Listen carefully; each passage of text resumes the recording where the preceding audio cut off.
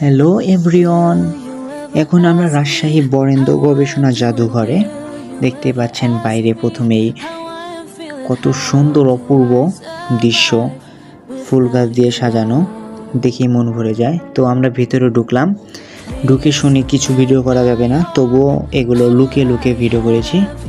জানি না কি হবে, তবুও ভিডিও করেছি। সিসি ক্যামেরা আছে, হয়তো দেখেনি।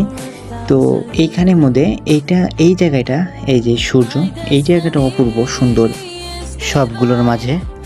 তো এইখানে যে প্রাচীন যুগের তীর ধনুক সাজানো, তো আরও অনেক মূর্তি রয়েছে যেগুলো আমরা ভিডিও করতে পারিনি, কারণ সেগুলো ভিডিও করতে দেবে না, প্রথমেই বলে দিয়েছে। তো আমরা সেগুলো ভিডিও করিনি, ওখান দিয়ে গার্ড বসে আছে।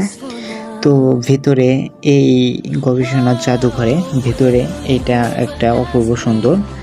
তো ভিতরে ফুল দিয়ে সাজিয়ে রেখেছে এবং মাঝখানে একটা সুন্দর মূর্তির মতো সাজিয়ে রেখেছে।